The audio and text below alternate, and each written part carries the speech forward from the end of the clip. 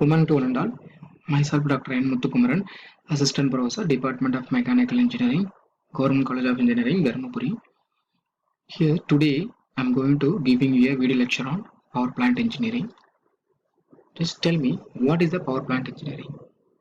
Power plant is an assembly of system or subsystem to generate the electricity.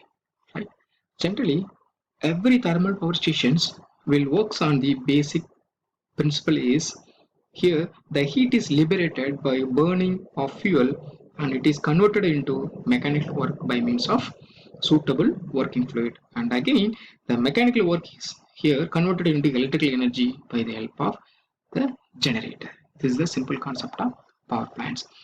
And there is some power plant cycles are here, vapor power cycles and gas power cycles.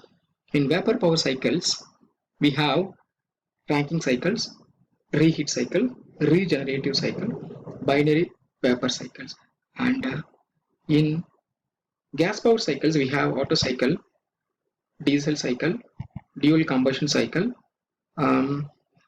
gas turbine cycles. Right?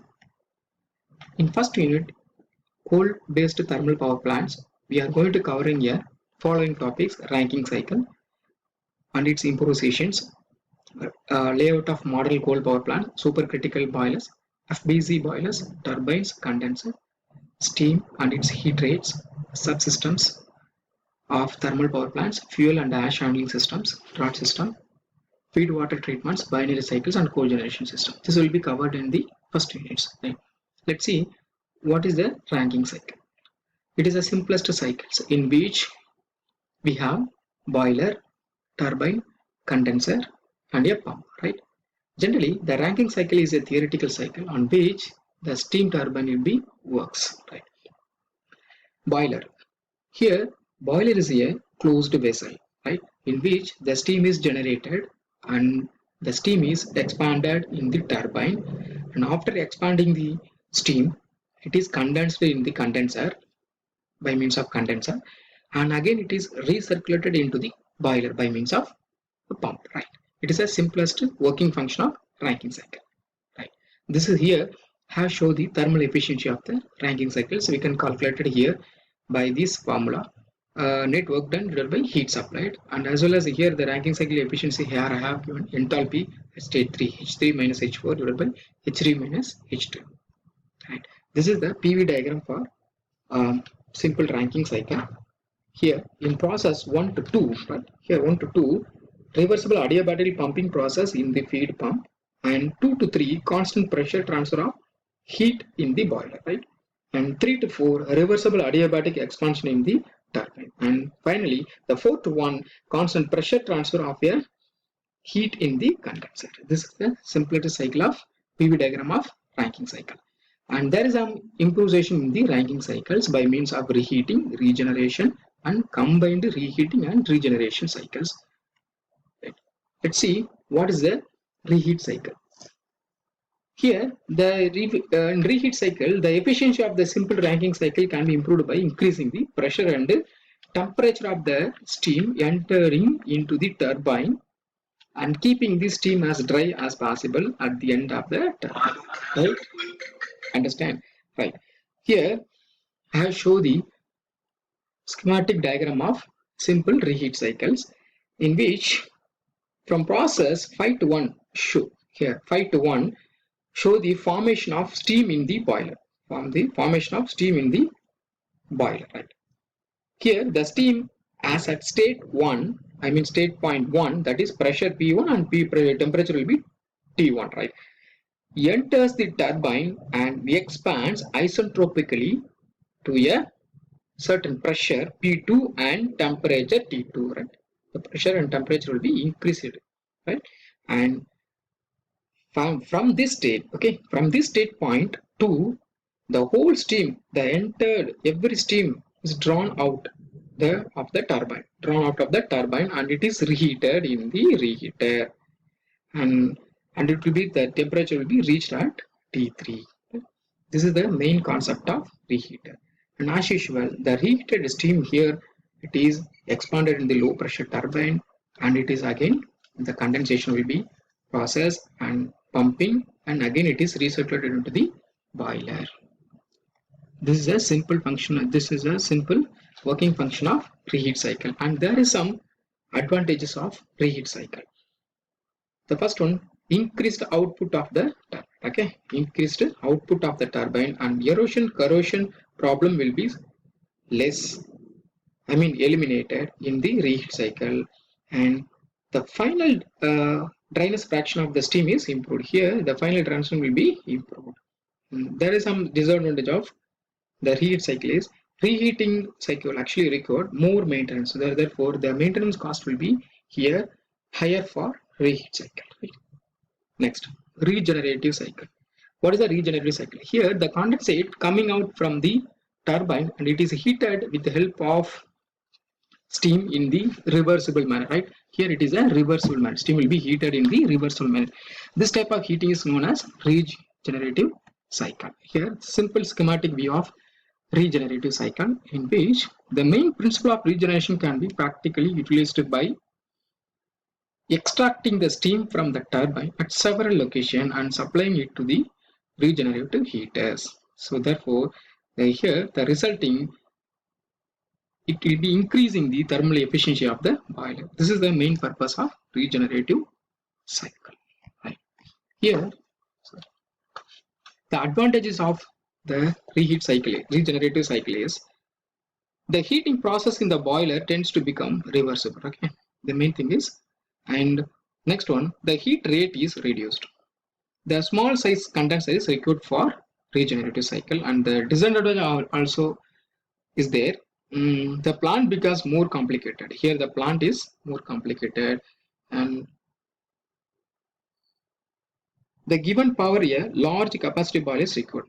Okay, here the boiler capacity will be more for this type of systems, right? Next, let's see.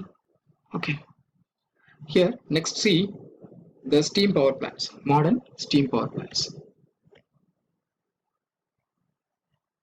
Okay, layout of modern coal power plants. Here in coal power plants may be classified in two types: central stations and industrial power stations. Okay, in central power station, the electrical energy is available from this station is meant for generally sale to the customer. Here this system is sell to the customer who wish to purchase. Okay, now, and this type of system is called condensing type. And second one is the industrial power stations, right? Industrial power station. Here this type of power station is run by the manufacturing company for its own use, and its output is not available for general sale.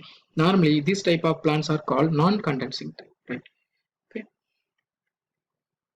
In modern steam power plants having the main circuit, following the main four circuits: coal and ash circuits, air and gas circuits, feed water and steam flow circuits, finally the cooling water circuits.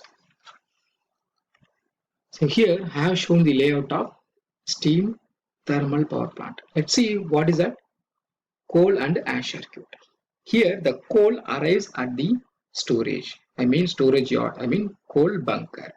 The coal mainly coming out from the coal bunker, and after the necessary handling, there is some handling systems are there, so that after handling it, the coal will be come down to the furnace, okay, grate area, through the fuel feeding system, and finally in grate area there is a combustion will be takes place with the help of air. You can go into collecting the ash from the combustion chamber with the help of some mechanical system or pneumatic system, which will be followed in the coal ash handling systems, right? Next will be air and gas circuit. As you know very well, air is taken from the atmosphere and it will be forced or induced through the fan. It comes down the furnace. Okay, so every combustion process we need a air, right? Okay, Before combustion chamber, air is preheated with the help of flue gases and it's come down to the combustion chamber. Combustion will be takes place with the help of the coal. Right. And here, I mean, right, 1 second. Right. Here, the flue gases, after passing around the boilers tubes and superheaters tubes in the furnace, passes through the dust catching devices and the precipitator and then through the economizer, right? It comes down the economizer finally, and finally is through the air preheater before being exhausted to the atmosphere. Before it is exhausted to the atmosphere. This is the air and gas circuits. This is the main circuit for combustion process.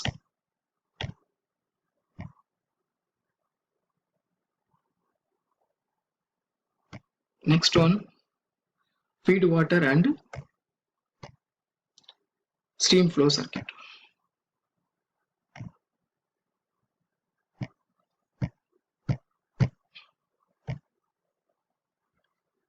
Okay, next one will be feed water and steam flow circuit.